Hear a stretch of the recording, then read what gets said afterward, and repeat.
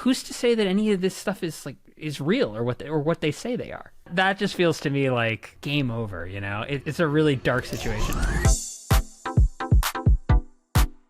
Over the past 72 hours, Twitter has descended into complete and utter chaos. Elon Musk rolled out a feature called About This Account that allowed people to click on the profile of any X user and see exactly what country that account was created in, where the user was currently based, and how many times the username had been changed. Nikita Beer, X's head of product, said that the feature was, quote, an important first step to securing the integrity of the global town square. 4 hours later, he posted another update, quote, I need a drink. Dozens of major accounts masquerading as America First or MAGA were identified as originating in places like India, Pakistan, Russia, and Nigeria. Engagement farming to earn money through X's Creator Revenue Program, which is available to those who purchase a blue check. Charlie Warzel is a longtime technology writer at The Atlantic who's been covering this rollout. Today, he joined me to discuss whether the About This Account feature is truly 9/11 for MAGA accounts, how our internet is being warped by inauthentic activity, whether this truly signifies the end of the era of the social web, and what comes next. Charlie, welcome to Power User. Thank you for having me. You were one of the first people I thought of when I was sort of like thinking about all of this chaos, and you wrote such a great piece titled Elon Musk's Worthless Poisoned Hall of Mirrors. And I feel like it was just such a good way to describe what was going on Twitter. To start off, I just want to ask, maybe you know better than I, why would X do something like this? Why would they reveal that basically half the website is just like scammers and spammers?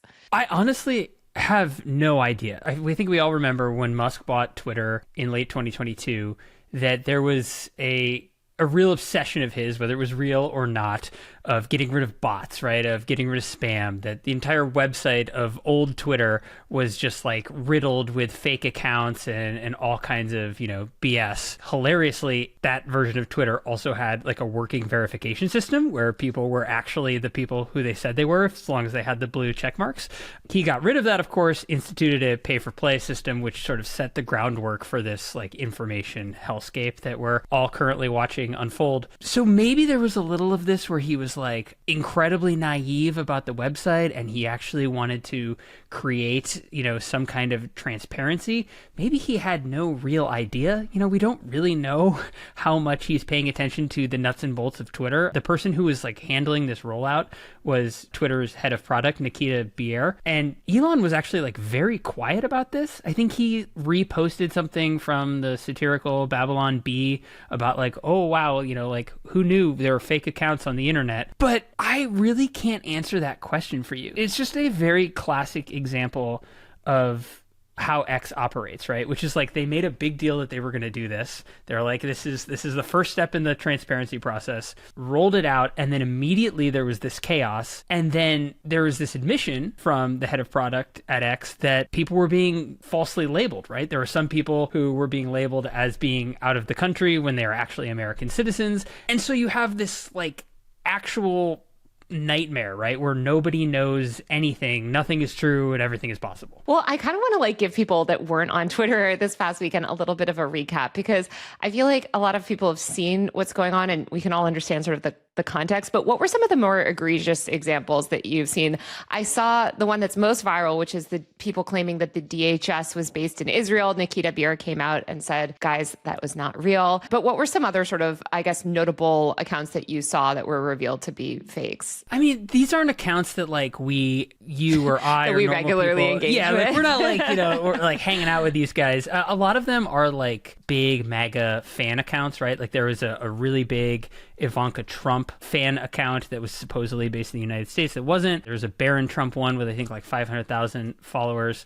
Again, a Barron Trump fan account is like sort of hard for me to wrap my head around. Anyway, some of the ones that like I highlighted in our piece were there was this account MAGA Nation X, which had 400,000 followers at the time I wrote it, and was a quote patriot voice for we the people. That was based in Eastern Europe, according to the tool. There was an account called MAGA Nadine, who claimed to be living and posting in the United States, but according to the tool, was posting in Morocco. My favorite, and sort of it was a small account, but it felt like it was symbolic of all of this, was the handle @American, which was based in Pakistan, according to the feature. Of course. It's kind of crazy how many of these people were based in Southeast Asia, Eastern Europe, and Africa. It seemed like there was somebody did some tweet, and I don't know how they were sort of calculating this, but they were sort of saying that the majority of the Elon Musk fan accounts were based in Africa, and just how skewed to the right politically it was. Like, I think it just revealed so much about the ideology that Musk was promoting, because I didn't see any blue MAGA accounts revealed. I think I saw maybe one, but I feel like overwhelmingly we were talking about like right-wing grifts. Yeah, I saw a couple of accounts that it was more like purporting to be journalists of different kinds that were unveiled. But I think that's not surprising. I mean, I was talking about this with someone earlier, and they were like, well, it's got to be both like a left and right phenomenon. And it probably to some degree is. Like, I think like for us to be honest, it's like extremely difficult to wrap our heads around this. Like, you're kind of only able to see what it is you can see. So like, unless I started going through every account that I saw and clicking, like, it's tough to know. The main prominent examples though tended to be these really big hyperpartisan, like prolifically posting far right or MAGA accounts. And that makes a lot of sense, I think, just when you think about what X is, right? Since Musk bought it, he's used it as this political weapon. Like, as recently as last week, he was talking about greasing the algorithmic skids to favor right-wing talking points. Someone said last week to him, why are all these, Democratic politicians entering my feeds with their posts? And he was like, we're working on it. We're trying to fix the algorithm. So it's like, it's clear he's trying to promote a certain thing. So of course there's going to be more and more prominent and more viral right-wing accounts than there are going to be left-wing accounts. Yeah, when I saw this happening, it reminded me a little bit of the 2017 Macedonian teenager thing on Facebook. And I'm wondering, do you think that this is just sort of a phase that all social networks need to go through? Obviously, Elon Musk exacerbated it, but it seems like every social network has had a phase where they've dealt with just being absolutely overrun by scammers who are manipulating these algorithmic feeds. I was looking today in the response to the piece that I wrote, and someone was like, I feel like I'm being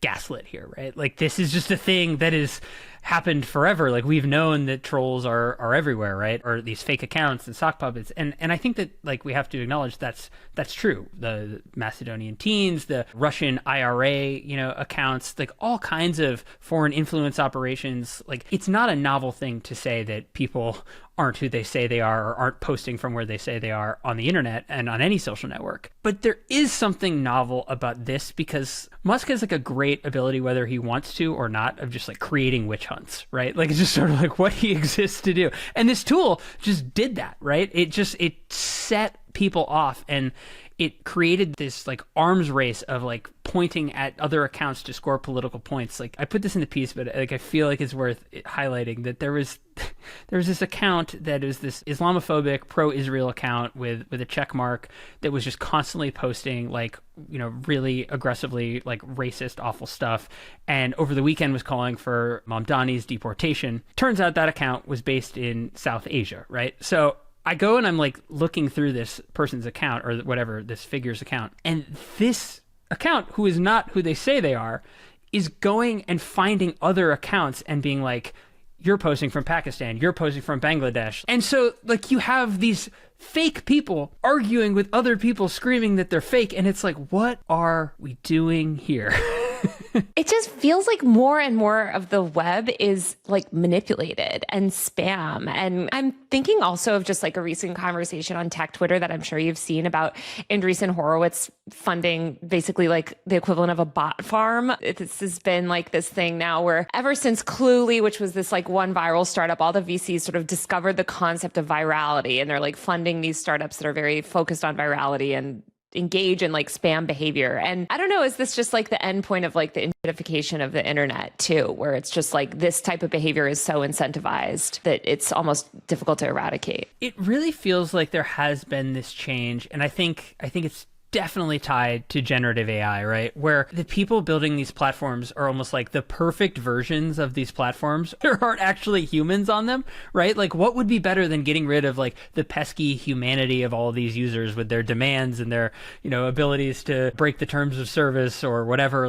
What if we can just control all these people? And I think that that sounds so cynical when you say it, and yet the Andreessen bot farm thing, that seems like something the Meta's Vibes app and the Sora 2 app, those are algorithmic social, quote unquote, social feeds that don't really have any like human made content in them. There seems to be this like pivoting towards the artificial, towards the slop, towards this like it's not necessary to have humans creating this stuff on the internet. And then it doesn't really make sense to me, because I think if you ask these people things, they want human eyeballs, they want human behavior and human like dollars, right? Like, so it's very strange to me. The pivot feels so unbelievably cynical, and yet like it feels like everyone's just playing a ridiculously short game, right? Like, this is not a long-term strategy. Like, you might have a whole bunch of boomers or older on Facebook who don't really know exactly what they're seeing, engaging with slop and rage bait and stuff, but that's not like a model for the world. I don't really understand like what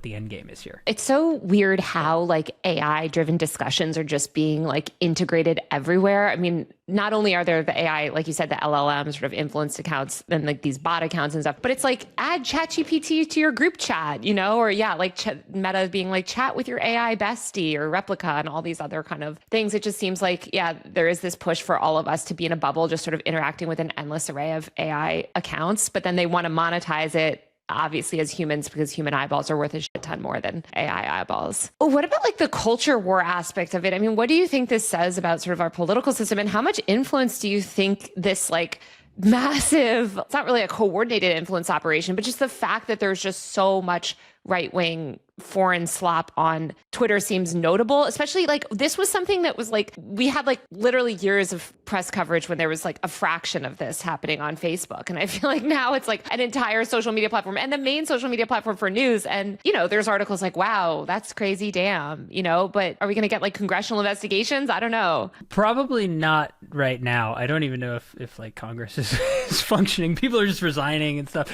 It's very, very hard to know about that. But I do think that a lesson from this is that like our culture wars are very clearly real, right? Our political divides very clearly real. No one would say otherwise. But it seems to be like what this seems to indicate is that they are like potentially massively, or at least very importantly, inflated by all these types of, you know, rage merchants and people posing as American citizens or citizens of any country, like trying to inflame these political tensions to get attention and then, you know, monetize that. And so I think there's like this very interesting question about like what percentage of some of these like viral outrage events, right? Like the American Eagle thing or the Cracker Barrel thing, like what percentage of these ones that aren't like actually driven by something very serious. Like we know that they're really animating political debates, right? Like trans issues, or, you know, there are things where it's very clear that people are outraged on a lot of different sides and like clashing in these spaces. But these very like small and weird ones, it's not necessarily clear. And I think we have to hold some space for the idea that like maybe these are a little bit fake or inflated. I saw this one very real person. I like went and did my research to make sure that they were real. But there was this great comment on X where this person said, quote, "It's fascinating to look through every account I've disagreed with and find out they're all fake." And I was just like staring into the middle distance on this. That just feels to me like game over, you know? It's a really dark situation. I hope that this causes, although I doubt that it will, the media to reflect on this as well. And I wonder if this will inform coverage, because I mean, you and I both cover like online culture. And I feel like so much of online culture coverage, or just like viral news coverage, is covering this chum, assigning some 22-year-old or probably future getting some AI to just like regurgitate this like online outrage or online debate around Sydney Sweetie, around like some sort of manufactured drama or Cracker Barrel or whatever the sort of the anger of the day is, and then amplifying that in the traditional media and making it seem a lot bigger, when, you know, a lot of times when you dig into these fake outrages, especially the Cracker Barrel one, it was like that was not driven primarily by like Cracker Barrel consumers. Absolutely. And I think people always bring up whenever you write about or talk about something that's happening on X, and they say, you know, this is such a small platform comparatively, like why do we care? Why do we care? And like you and I know, and so many other journalists know, that a lot of influencers, politicians, media members, they sit on Twitter, and yes, they're used to, like you just said, to assign stories and stuff, and that, adds to the narrative and fans the flames. But also it's become just so commonplace for political influencers and politicians to cherry pick these accounts, right, and hold them up and just be like look at the woke left is out of control, or like this person's a flagrant racist, or this person's not parenting their kids right, whatever it is, right? And it's held up as these like ways to score these political points. And I think it's a really great thing for us all to like take a beat and see this and go like, who's to say that any of this stuff is real or what they say they are? I also just wonder too, like what the long-term effects of having this feature on will be. I mean, Meta has had this on for a while on Instagram, and I don't really see a lot of people checking the Instagram like about this account type thing before resharing a bunch of like rage bait or misinformation or whatever. So I wonder, I mean, obviously this past weekend was super viral and there's all these conversations about it, but I don't know. I mean, like Ian Miles Chung, we know that he doesn't live in America. Like there's all these bad actors, like we know that they're not American, and yet they still have this huge voice because they're amplified in the right-wing media, or they're just sort of given credence. I feel like this could just sort of like go nowhere too in a week. Yeah, it'll definitely fade. I mean, I think everything does nowadays. Like I'm trying more nowadays to think a little bit like long term on all these things, and it does feel like when you create these like information war zones that feel punishing to be on, where everyone is the worst version of themselves all the time, that if you start to then realize on the outside of it that like everyone may be fake or mislabeling themselves, like, or anyone can declare that the other person is fake. Like the thing that I saw that like really was most sort of grim and troubling was that on Sunday, the Israel Foreign Ministry posted a screenshot of an account that was purporting to be a journalist reporting from Gaza. And they posted the account and then a screenshot next to it saying that this account was based in Poland. And they said, quote, "Reporting from Gaza is fake and not reliable. Makes you wonder how many more fake reports have you read?" And then in response, this person purporting to be a journalist, I can't verify that personally, but they were showing videos that looked like they were from Gaza saying, "My 3 kids and my wife were killed. I'm going to stay here until I die. I promise you this isn't true." Like when you think about the muddying of information in a conflict and in a situation that is so dire, like that to me is like, it's showing that these platforms, to get back to like the broader point, they're not just like bad sometimes, like it's like fundamentally poisonous to society, right? Like you are blurring the lines between truth and fiction and letting people, cast aspersions on reality when it's useful to them, including foreign governments potentially. And it's like these little cracks keep building up. Like I don't know how much longer people want to participate in these spaces, right? I feel the same way too, Charlie. But at the same time, I did notice, and maybe it's also just today, there's also talk of Congress reviving the Kids Online Safety Act, which anybody that listens to my podcast know I hate. I'm so against it. But there's all these people that are like, this is why we need real identity. Like, this is why you need to start scanning your face before you log on the internet. This is the only way. And we've seen this big push, especially I think there's 11 states right now that have identity verification laws up for consideration. It terrifies me because that, of course, ultimately just leads to more surveillance, more expansion. And we've seen these platforms like Meta, Google and Meta roll this out, and it doesn't make anyone safer. It just allows them to harvest and then monetize even more data, including biometric data. So I don't know. I'm nervous that a lot of this will be used because I feel like it's happening right as we're seeing this campaign for sort of mass censorship and surveillance. And I'm curious kind of how you think those things intersect. It seems right now that this issue is just being weaponized. Like this small little about this account feature is being weaponized by everyone who can for whatever purposes they want to, right? It seems likely that if that fight is going to happen, sure, that this could be like a place where it is weaponized. I'm trying to think a little past like the paradigm of like, how do we work with these platforms? How do we fix them? And you cover this better than anyone. Like, I feel like there is this very, very nascent cultural movement towards like, this is bullshit. Like, I'm not against the internet, I'm not against these platforms, but I am against this feeling that everywhere I go, I am constantly manipulated. It's the feeling of, I think it's overwhelming to people, and they're just like, this hyper commercialized. Everything's a casino. Everything's algorithmic. You know, the new American dream is like hitting a parlay or like getting a meme coin cash out. Like, people are associating that with these platforms. And I just don't know how much longer until something starts to like actually crack here. I don't think this is a nascent move. I think that's the vibe for everyone. And I think it's really similar to, honestly, like a lot of the environmental stuff where like I went through this recently. I had to get new pots and pans and stuff. And like, it is crazy to me that you cannot, there's not just like a website where it's like, can I just buy something that's not toxic? Can I know that whatever I buy is not coated in PFAS and going to kill me or have the wrong whatever? And I feel like that with the internet too, where it's like, can we just get like one app that isn't like this hellscape or whatever? I don't see anything emerging. Like, I think that the social web era is pretty dead in the sense that like everyone feels this way. These platforms have been milked to death. They're not breaking them up, unfortunately. Like, there's nothing to take their place except like Sora. Yeah, the inhuman stuff.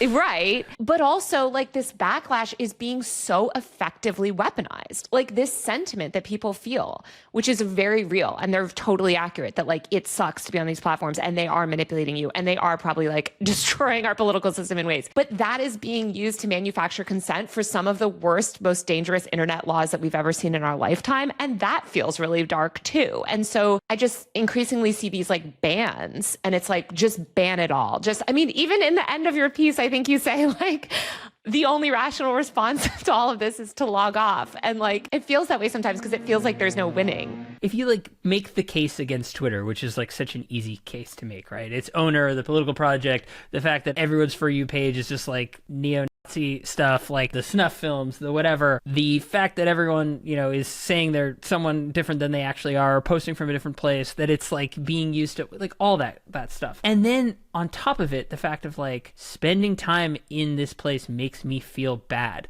I have this one precious life and I'm like using it, staring into this particular box. Like, I'm not anti-internet. Like, I write about technology because I one time like genuinely like loved it and still love like the promise of it, right? I love new things, cool things. But like, I read a piece recently by, I think it was Jeremiah Johnson, about like Mark Andreessen and sort of like the moral decay of Silicon Valley, right? I think that was the word they used. And this idea of like the bot thing, the cheating apps, the, you know, this idea like investing in Andreessen Horowitz investing in these things that's like gamifying your payments, right? And like just really bleak stuff. And then a couple like hours after I saw that post, I believe, like that was when Mark Andreessen like posted something at the Pope about AI or whatever. And then all of these people in Silicon Valley were like, dude, like they shamed him for it. And it was this one weird sort of brief moment in this long sort of Silicon Valley reactionary mindset where it was sort of like, people were like, dude, what are you doing, man? Like, this is just like, this is not it. And I just wonder if that's like a glimmer of something that may come down the road of like this different turn of like, we are not offering like a positive vision of anything to people. And they're going to tune out at some point, aren't they? Before you get too optimistic. I'm not trying to be. No.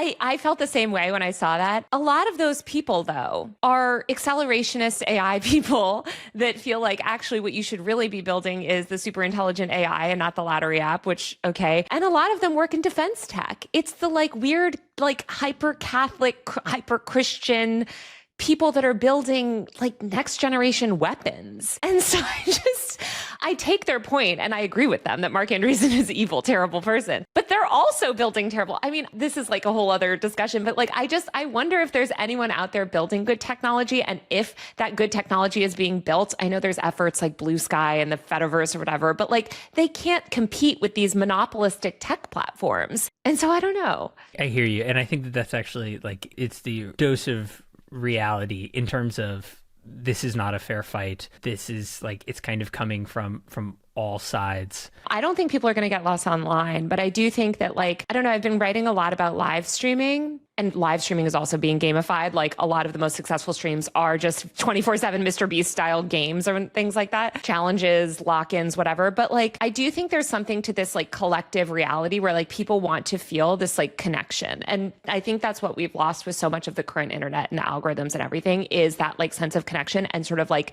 simultaneous like socialization, you know, where you're like really talking to someone or you're really watching someone. I think it's that, and I also think it is something based around this idea of taste, right? Like, I think one of the big problems with like our algorithmic hell, right, is this notion that like you give an algorithm one insight and, you know, it just repeats the same thing back to you.